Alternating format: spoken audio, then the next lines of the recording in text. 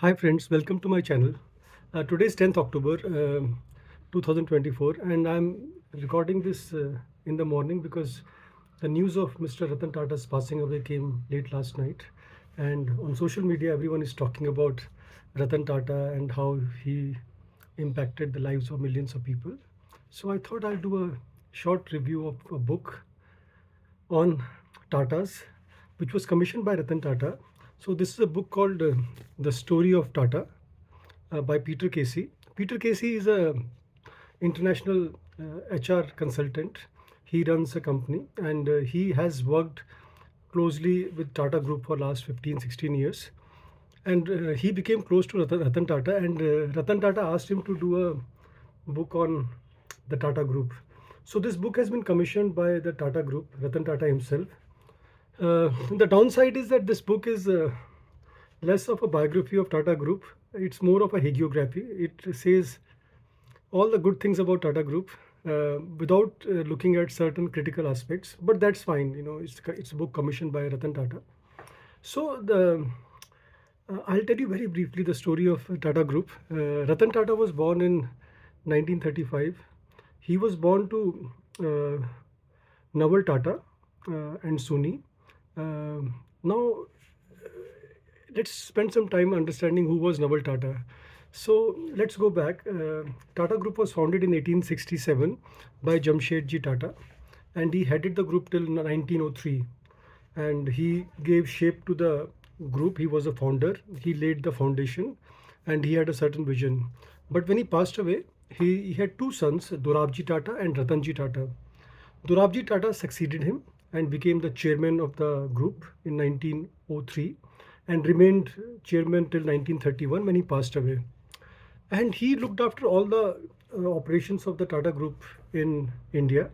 And his younger brother, Ratanji Tata, shifted base to London, and he looked at other aspects of the Tata Group, which is international collaboration, trading, which was a big business for Tatas at that time.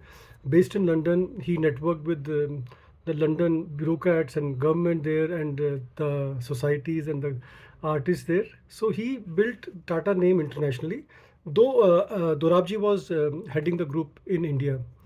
So it so happened that 1917, Ratanji Tata was diagnosed with an illness and he passed away. And he had no heir, he had no son or daughter. So just before his passing away, they had to adopt someone. So the idea was to adopt someone from the Parsi community. So Dorabji's wife and Dorabji's himself and their mother, Nawajbai Tata, they were looking for a child to adopt, and they had visited one orphanage where they had seen one child, about 14 or 15-year-old, who whose eyes appealed to them. They thought that he should be the one the Ratan Tata should adopt, and that person was Naval Tata, and he was adopted, and he was in orphanage, and suddenly within like few months, because he had to stay in the orphanage till the age of 16, so within a few months he found himself as a legal heir of the biggest business enterprise in India. So, and Naval Tata, for many years, remained one of the directors of the Tata Sons and one of the key players in the Tata Group, though he was not much in media, unlike G.R.D. Tata. And G.R.D. Tata, who took over in 1939, and Naval Tata were close collaborator for about 50 years. So now coming back to Naval Tata, he was trained, he was educated, and he was trained, and he became part of the group. And slowly he rose through the ranks. And by the time JRD took over in 1939, Naval Tata was also one of the senior person in the group, a sort of number two or second in command, and that remained for like next 45, 50 years. Interestingly, Naval Tata got married to, I think, Suni Tata, and the marriage was not great. She was in love with somebody else. I won't go into the details. They had two children, Ratan and Jimmy, and they grew up, in a household where their parents were fighting. They were not close to each other, and eventually, back in the 40s, Ratan Tata's mother, she left Ratan's father, and she married somebody else. And Naval Tata also opted to marry for a second marriage, and from the second marriage, he became a bit distant from Ratan. So it was, though Ratan Tata never complained about his childhood and all. He talks about, like, this being, it's being a happy childhood. He never complained. None of the interviews, none of the books. Uh, but Ratan became close to his grandmother, Navajbai Tata. She took the role of a foster mother to Ratan. And then he went to study in US sometime in the late 40s, early 50s. Cornell University, studied architecture there, then came back, and then in 1961 joined the Tata Group and started working on the shop floor. This was in Tisco in Jamshedpur. So this is the context. And then, as years passed, GRD was heading the group and it was doing well. It had its issues with the government. Uh, Tisco, Tata Steel had taken off. Tata Motors, which was telco at that time, had was also doing well. Tata Group was expanding into different businesses. So in the 1970s, Ratan Tata was given charge of a company which was not doing very well. It was Nelco, National Radio and Electronics Company, and he did a decent job there. I mean, everybody agrees that it was not a good company and it was a difficult situation, but he kind of did a good job. And so then came the 80s, and slowly the question of who will be the successor to JRD started coming up. Not many people took Ratan Tata seriously. They thought, okay, I mean, he has been and also ran, uh, and there were other strong contenders like Rusi Modi, who was heading Tisco. And then, sometime in the late 80s, one very important thing happened. Ratan Tata had always great interest in engineering and motors and cars. So Telco at that time was headed by Sumant Mulgaonkar. He was a legend, like, and there could be another episode on him. But he was old and ailing sometime in 87, 88. And Ratan Tata was given charge as second in command. And this was a tough time for Telco. There was a strike which was reported in the newspapers. It was a very violent labor strike. It led to police action. It led to a lot of bad publicity for the Tata Group. Eventually, Ratan Tata handled that very well, and it kind of, got resolved by 1990. So at that time, Tata Group had two companies which were the biggest: Telco, which was Tata Motors, and Tisco. And Rusi Modi was making noises. He was talking about lots of things. He was seeing himself as successor. He gave interview to a business paper talking about him being a natural successor to JRD Tata. All this did not go down well with JRD, though he was inclined to favor Rusi Modi to lead the group after he handed over. But he was not at all impressed by the behavior of Rusi Modi. Other person that JRD had in mind to be his successor was Nasli Wadia, who was running Bombay Dyeing and other group companies, his own businesses. And Nasli Wadia was very close to JRD. JRD considered Nasli Wadia to be his son, almost a son. But Nusri Wadia politely declined for two reasons. He had a business to run, and secondly, he realized that his succeeding JRD would not go down well with Indian people, the business press, the government. So he decided to be on the sidelines.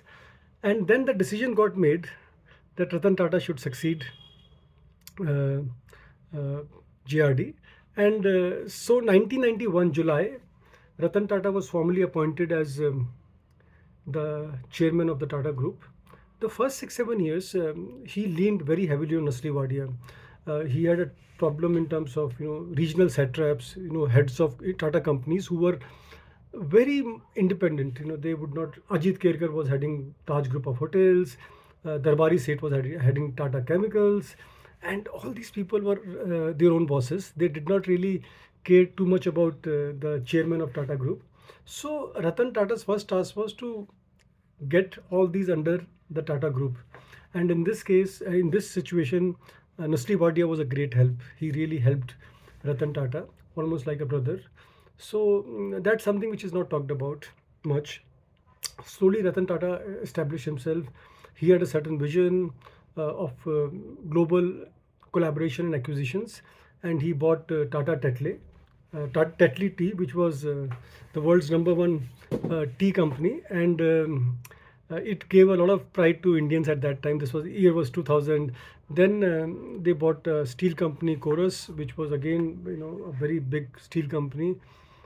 There were troubles in between. Sometimes, the buying of these big companies put a strain on financial resources. Tata Motors itself went through some tough times. Indica was not a great success. It was fine, but it was not a great success. Nano was launched. It was Ratan Tata's pet project. It also struggled till it was shut down in 2017. And then the last chapter in Ratan Tata's Tata Group legacy was when he gave up the chairmanship, and that is also dealt in some detail in the book. So the question is, it is good to remember him as a man who contributed to India's business and society, but at the same time, we should not make our business leaders as gods. He was a human, so respect him as a good human being.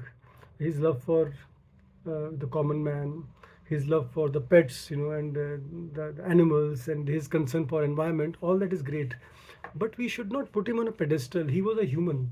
So all these people who are saying great things about him probably would not have said or would not have been supporting him so much if he had openly led a his life, personal life, the way he wanted to, but that was not to be. So it's a very much of a it's a strange thing that it's very you will worship a guy, but you will not let him be a human.